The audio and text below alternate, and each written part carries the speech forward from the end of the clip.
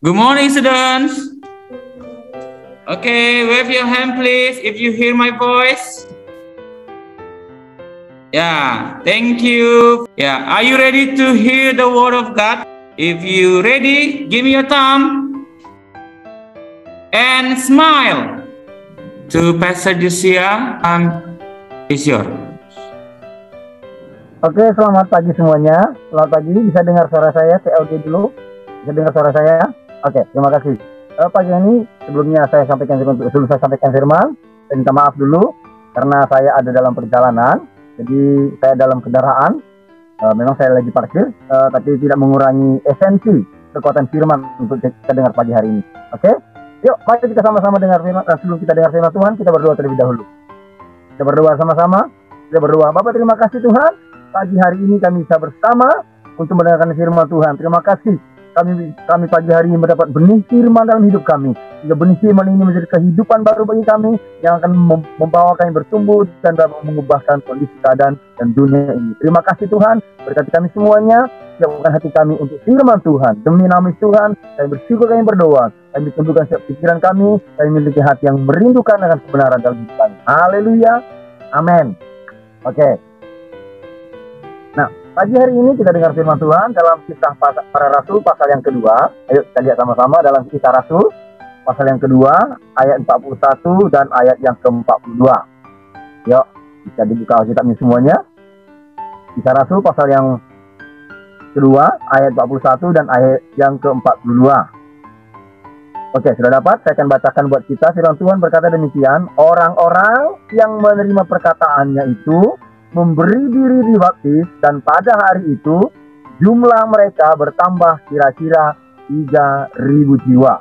Mereka bertekun dalam pengajaran rasul-rasul dan dalam persekutuan, dan mereka selalu berkumpul untuk memecahkan roti dan berdoa. Haleluya. Nah, firman Tuhan berkata begini, dari waktu ke waktu ternyata ada banyak orang yang semakin hari mencintai Tuhan. Sampai kepada suatu waktu ketika Petrus berdiri dan sampaikan firman, Alkitab tuliskan ada 3.000 orang yang menjadi percaya. Dan 3.000 orang ini begitu antusias, begitu semangat. Atau bisa saya kata begini, memiliki hati yang haus lapar akan firman. Oke. Nah, jadi kita hari-hari ini, anak-anak kami sekalian yang ada di Murni Victory School, biar Tuhan yang menumbuhkan dalam hati kita hati yang haus lapar akan firman. Pastor mau tanya nih, ada yang pernah merasa haus? Pasti ada. Ada yang pernah merasa lapar? Pasti pernah. Kalau kita haus atau lapar, apa yang kita lakukan? Maka kita akan mencari makanan atau minuman yang bisa memuaskan, mengenyangkan kita. Firman Tuhan adalah menjadi hal yang menyegarkan jiwa kita, bukan hanya menyegarkan tenggorokan kita. Nah, ketika banyak orang menjadi percaya, dan nanti saya akan sampaikan apa yang terjadi dengan 3.000 orang ini. 3.000 orang ini menjadi percaya, dan bukan jumlah sedikit. Siapa pernah melihat jumlah orang berkumpul 3.000? Oh, pasti pernah lihat kan? Mungkin mengikuti pertandingan sepak bola di stadion. Oh, itu bisa ribuan orang berkumpul di sana. Yesus pernah memberi makan 5.000 orang dengan 5 roti dan 2 ikan. Namun, luar biasa, walaupun jumlahnya 5.000, mereka bisa semua duduk dengan tertib. Nah, pastor percaya ini, kita semuanya dari waktu ke waktu, dari hari ke hari akan Tuhan berikan, Tuhan taruh dalam hidup kita menjadi orang-orang yang hidup tertib. Katakan sama-sama, hidup tertib. Ayo sama-sama ucapkan, hidup tertib. Tertib itu di rumah kita menjadi orang yang tertib, teratur hidupnya, tidak sembrono, tidak sempraut, dan dalam di sekolah, mengikuti pelajaran sekolah, kita juga menjadi orang yang tertib, menjadi orang yang disiplin. Mengikuti Zoom juga pada pagi hari ini, kita juga menjadi orang yang tertib, tidak menjadi orang yang suka gerasak gerusuk ke sana kemari, tapi bisa menjadi orang yang fokus. Nah, 3.000 orang ini yang sudah mendengar firman yang disampaikan oleh Petrus, mereka bertumbuh dalam hati mereka, hati yang harus lapar akan Tuhan, membuat mereka, yang pertama di sini ayat 22 berkata begini, mereka bertekun. Nah, mereka menjadi orang yang bertekun. Luar biasa, 3.000 orang dan 3.000-nya menjadi orang yang bertekun, memiliki passion yang sama, memiliki kerinduan yang sama, memiliki apa itu lagi? Bisa dikatakan memiliki kemauan yang sama. Kita, pastor mengharapkan untuk kita semuanya, biar semakin hari Tuhan taruh dalam hidup kita hati yang harus lapar akan kebenaran, sehingga waktu kita mendengarkan devotion, waktu kita mengikuti pelajaran, kita menjadi orang yang bertekun. Jadi ternyata bertekun ini bukan hanya ada di waktu sekolah. Mungkin ada pepatah berkata, rajin pangkal pandai, bertekun. Jadi ternyata untuk mendengar firman, mengikut Tuhan, kita juga harus bertekun. Bertekun mengikut Tuhan bukan hanya ketika kita masih SD, SMP, atau masih SD, TK. Bukan waktu kecil saja. Kita bertekun mengikut Tuhan. Kita bertekun mendengarkan firman Tuhan. Itu mulai dari sekarang sampai kepada kita dewasa kelak. Sampai seumur hidup kita, kita harus menjadi orang yang bertekun. Jadi bertekun ini bagaimana sih maksud dari bertekun ini? Kita semua perhatikan kamera. Pastor mau kasih tahu nih. Untuk kita bisa bertekun, maka kita harus memusatkan segala perhatian kita. Tidak boleh terdistract. Tidak boleh teralihkan. Lihat ke sana, lihat ke sini, lihat ada kucing lewat, dilihatin. Jadi ini merupakan distract dalam hidup kita. Kalau kita mau berhasil, kita mau sungguh-sungguh, maka kita tidak bisa terdistract. Kita harus fokus. Jadi kita memiliki memusatkan pikiran kita, berkonsentrasi arah hati kita kepada apa yang kita dengar. Nah, kalau kita bermain-main dalam mengerjakan sesuatu, maka pasti hasilnya tidak memuaskan.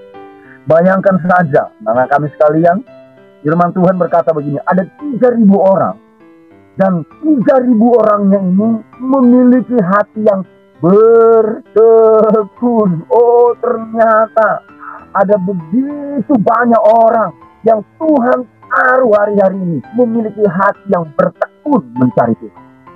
Itu sebabnya sekalipun kita melihat hari-hari ini hari yang jahat, masa yang sukar, tapi kita dibedakan dan diistimewakan oleh Tuhan. Katakan amin. Amin. Kita dibedakan dan diistimewakan oleh Tuhan. Kenapa? Karena Tuhan sudah taruh dalam hati kita, hati yang haus lapar akan kebenaran, hati yang haus lapar akan firman, membuat kita menjadi orang yang bertekun. Dan hasil dari tindakan bertekun kita itu, yaitu membawa kita menjadi orang yang memusatkan pikiran kita. Kita bisa berkonsentrasi, tidak lagi teralihkan fokus perhatian. Selanjutnya, untuk kita bisa bertekun dan tindakan bertekun, yaitu apalagi kita menjadi orang yang bersungguh-sungguh. Menjadi orang yang bersungguh-sungguh, bukan menjadi orang yang suka main-main. Ayo, pastor mau tanya nih, ada nggak di antara kita yang belajar sambil main game? Ada? Belajar mengerjakan matematika, belajar mengerjakan apalagi PR-nya di rumah, tapi sambil main game atau sambil nonton televisi. Belajar sih, lihat buku, tapi nonton televisi. Lagi iklan baru kerjakan PR. Nah, itu pasti hasilnya nggak baik. Pasti nggak nempel di sini. Jadi kalau kita mau mengerjakan sesuatu itu nggak bisa sambilan, kita harus bersungguh-sungguh. Jadi tindakan bertekun yaitu memusatkan perhatian kita. Apalagi kita harus bersungguh-sungguh. Ayo katakan sama-sama, aku mau bersungguh-sungguh. Ayo ucapkan, buka mulutnya, aku mau bersungguh-sungguh. Belajar sekolah, belajar firman. Jadi kita harus bersungguh-sungguh. Karena dengarkan baik-baik anak kami sekalian, siapa yang akan memimpin negeri ini untuk masa yang akan datang? Tuhan memilih kita untuk Tuhan pakai agar kita berfungsi di hari-hari yang akan datang, memimpin negeri ini. Kalau dari sekarang kita nggak bersungguh-sungguh, kalau dari sekarang kita bermain-main, berarti nggak bisa nanti waktu disuruh tugas, disuruh kerjakan, mungkin suatu saat dari Murni Victory ke depan ada yang jadi menteri, amin. Ada yang jadi menteri, tapi nggak bisa kerja, nggak ngerti apa yang dikerjain. Oh, pasti tak diberhentiin sama Pak Presiden, ya kan? Nah, jadi sekarang, mulai dari sekarang kita harus bersungguh-sungguh. Pastor juga demikian, bersungguh-sungguh mempelajari firman Tuhan. Nah, jadi kita harus bersungguh-sungguh. 3.000 orang ini, mereka dengar firman dari Petrus. Mereka sekarang ambil keputusan. Apa itu? Mereka bertekun. Bertekun apa? Nah, nanti saya lanjutkan lagi. Jadi, dulu mereka gak suka bertekun. Tapi ada firman yang datang yang bisa mengubah kehidupan kita. Pastor mau berdoa dalam nama Tuhan Yesus Kristus. Biar semua anak-anak kami yang di Murni Victory School ini, tidak terkecuali TK, SD, SMP, Tuhan menaruh dalam hati kami bertumbuh hati yang bertekun untuk belajar, sehingga tidak ada lagi bermain-main dalam mengikuti pelajaran. Dan Tuhan Allah mempromosikan mereka menjadi orang-orang kebanggaan. Terima kasih Tuhan, terjadilah dalam hidup kami. Haleluya. Nah, apalagi selain dari mereka memiliki hati yang bertekun, dalam hal apa? Dalam hal, yang berkata begini, mereka bertekun dalam pengajaran rasul-rasul. Jadi orang-orang yang baru percaya ini, mereka bertekun di dalam pengajaran. Jadi di sekolah kita mengikuti pelajaran. Mengikuti pelajaran di sekolah, kita harus ambil tindakan bertekun. Jadi kalau ada dikasih PR, harus dikerjakan. Nah, jadi untuk renungan kita di sepanjang minggu ini, saya lihat renungan anak kami di Murni Victory School itu diambil dari Kisah Para Rasul 1 ayat 8. Ayo, renungkan itu tiap hari. Itu yang namanya tindakan bertekun. Jadi, bertekun itu bukan kadang-kadang, tapi bertekun itu harus konsisten. Dia berkelanjutan. Hari ini, besok, lusa, lusanya lagi, besoknya lagi, lusanya lagi, terus berkelanjutan. Next. Sampai kapan? Ya terus. Karena itu yang Tuhan kehendaki. Kita nggak bisa berhenti merenungkan firman. Amin. Nah, Tuhan berkata kepada Yosua, pasal yang pertama, janganlah kamu berhenti merenungkan Taurat ini siang dan malam, sehingga engkau menjadi orang yang beruntung dan engkau menjadi orang yang berhasil dalam hidupmu. Jadi bertekun ini membawa kita menjadi orang-orang yang berhasil di masa yang akan datang. Di masa sekarang, keberhasilan kita apa? Kita bisa menjadi orang yang konsisten. Untuk masa sekarang ini, kita bisa bertekun. Keberhasilan kita apa? Kita bisa melakukan firman. Bertekun, hasil dari bertekun di masa sekarang, hasil di masa depan, apa itu? Menjadi orang yang berhasil, beruntung. Jadi luar biasa ini, Tuhan memberikan firman kepada kita. Nah, jadi murid-murid yang 3.000 orang itu menjadi orang yang bertekun dalam pengajaran rasul-rasul. Ayo, kita juga semuanya, kita harus bertekun. merenungkan firman tiap hari. Jadi pagi hari ini pastor sampaikan firman dari Kisah Rasul pasal 2 ayat 41 dan 42. Tapi pastor berharap kita tidak berhenti membacanya hanya sampai hari ini. Besok ayo baca lagi, lusa baca lagi, terus baca lagi. Firman itu sampai nempel di sini. Sampai firman itu menjadi keyakinan dalam hidup kita. Tahukah kita? Tanda firman sudah bekerja dalam hidup kita. Tanda firman itu sudah bekerja dalam hidup kita. Apa itu? Ketika kita membaca firman, merenungkan firman, hati kita menjadi bergelora. Hati kita menjadi semangat. Ada keantusiasan yang terbangun dalam hidup kita. Amin. Jadi itu tandanya firman sudah bekerja dalam hidup kita. Firman sudah menjadi keyakinan dalam hidup kita. Lanjut lagi. Mereka bertekun dalam pengajaran rasul-rasul dan persekutuan. Jadi mereka itu tidak hidup sendiri-sendiri. Mereka tidak hidup egois. Mereka hidup dalam persekutuan. Firman Tuhan berkata begini, 2 atau 3 orang bersekutu dalam namaku, aku ada di tengah-tengah mereka. Jadi di tengah-tengah kita ini ada Tuhan. Di dalam hidup kita ada Tuhan. Dan kita bersekutu itu dalam nama Tuhan. Tahukah kita? Kita tidak bisa bersekutu satu dengan yang lain kalau kita tidak memiliki keyakinan yang sama. Kita tidak bisa bersekutu satu dengan yang lain kalau kita tidak memiliki tujuan yang sama.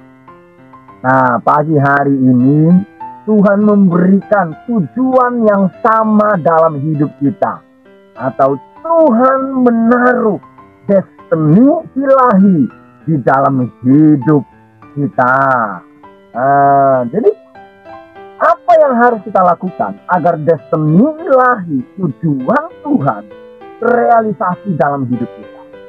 Kita harus memiliki pemikiran yang sama.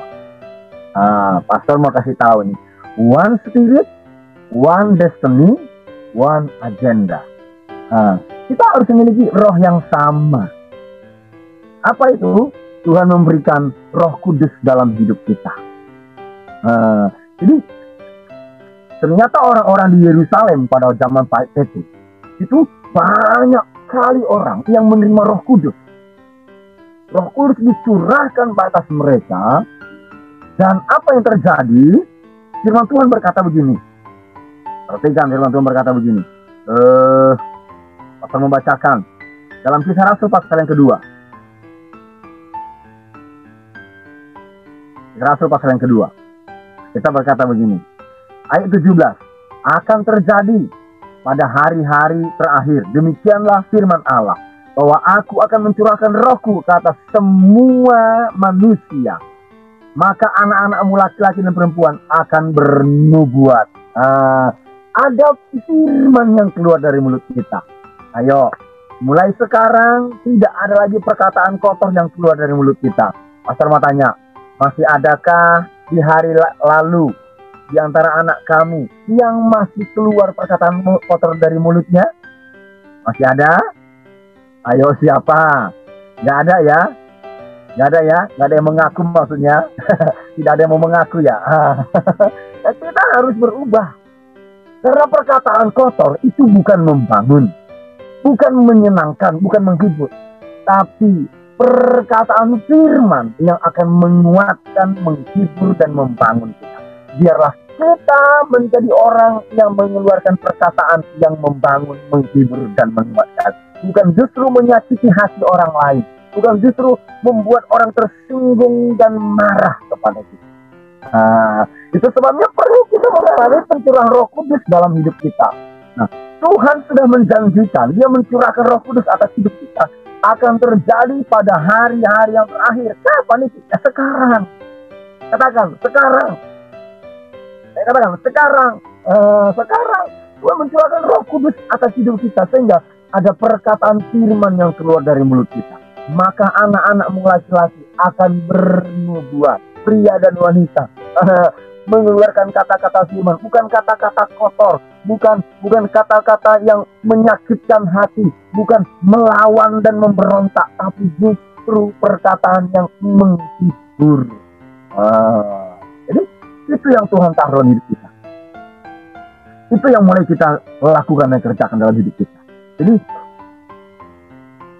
orang yang 3.000 orang ini, orang yang mendengar firman Tuhan, yang 3.000 orang tadi, dia mulai bertekun dalam pengajaran rasul-rasul dan persekutuan.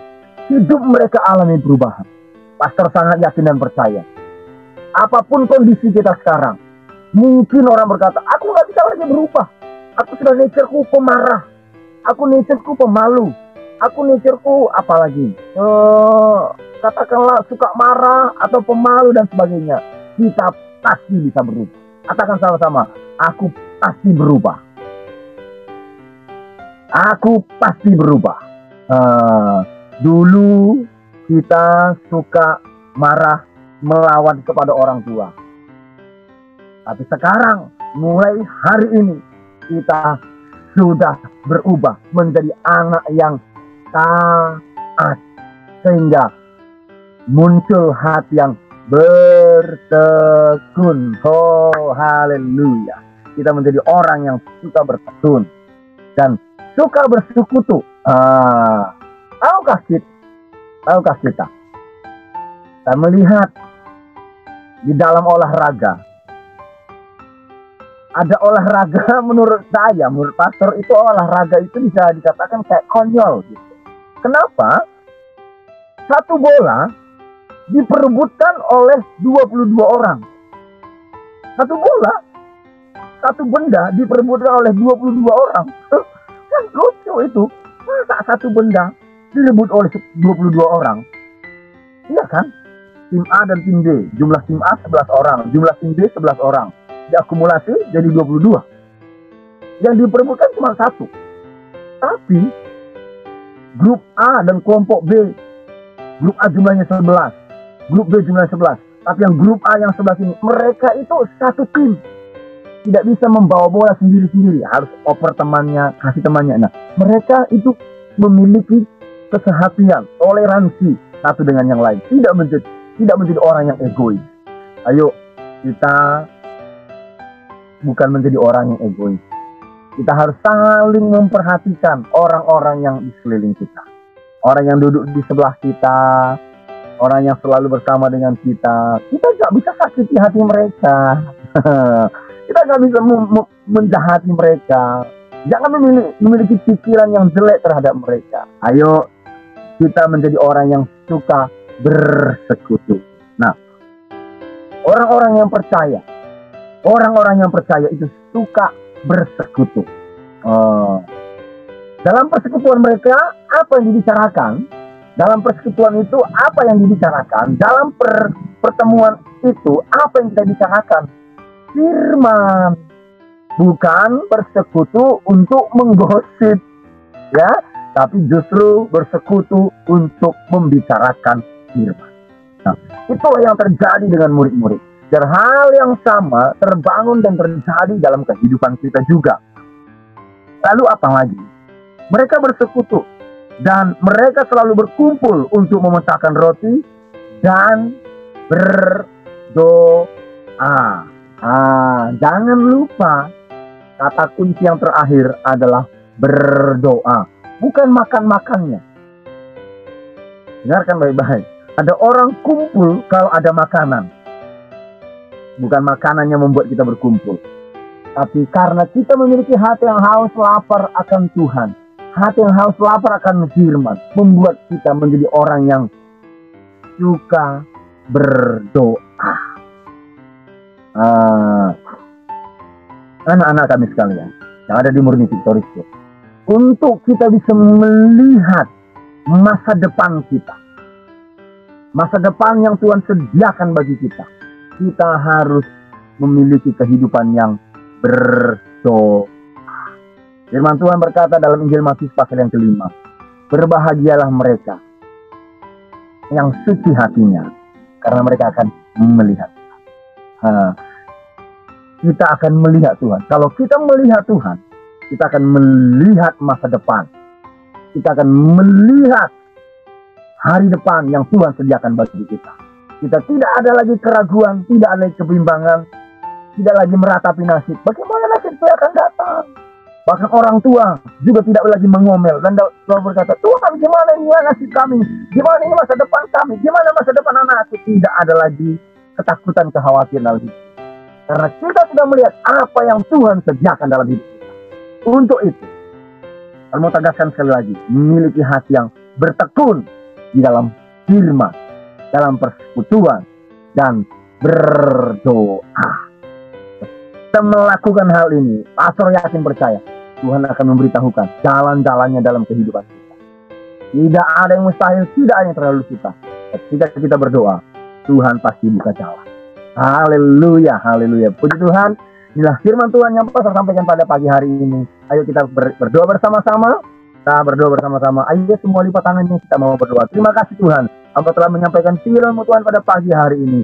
Ini sederhana yang Hamba sampaikan. Kata-kata kalimatnya sederhana Hamba sampaikan, tapi Engkau Tuhan yang ada di tengah-tengah kami. Tuhan memberikan pengertian bagi kami, mempertegas, memperjelas bagi kami Tuhan. Tumbuhkan dalam hati kami hati yang harus lapar akan kebenaran, sehingga kami dituntun dalam jalan Tuhan. Dan tumbuhkan dalam hati kami mulai hari ini hati yang suka untuk berdoa. Kami bersyukur kepadamu Tuhan, meteraikan firman-Mu dalam hidup kami. Dan kami mengikuti pelajaran pada pagi hari ini dengan penuh perhatian dan penuh kesungguhan. Dan Tuhan memberkati semua guru-guru yang mengajar. Berikan kemampuan bagi mereka bertambah-tambah, yang mempersiapkan mendidik generasi ini menjadi generasi para bintang masa-masa yang akan datang. Terjadilah di dalam nama Tuhan. Sama-sama katakan amin. Oke, kembali silakan. Okay. Thank you, Pastor. Yeah, thank you for the word of God today. Yeah, it is an honor to us to hear the word of God. Yeah, don't be bored to always share the word of God for us, because our students, our children here is the future leader someday. Yeah, so students, give our best response, yeah, to Pastor. Give applause to our pastor. And give your time to our pastor. Okay, thank you, Pastor. We are so blessed, yeah, for the word of God that you have shared today. We are going to try to do that. Ya, kita harus berlatih untuk menjadi orang-orang yang bertekun, ya, bertekun dalam pengajaran. Ya, rasul-rasul hidup kita ada banyak, ya nak. Jadi kita mendengarkan pengajaran setiap hari, ya, pengajaran firman dari Senin sampai Jumat.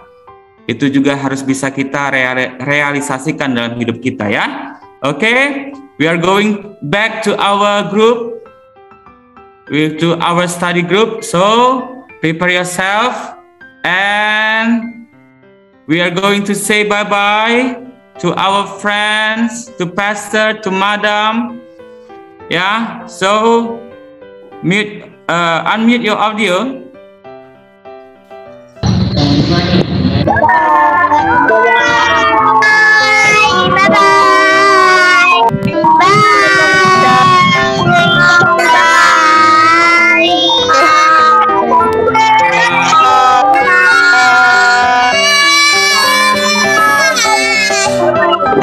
Bye.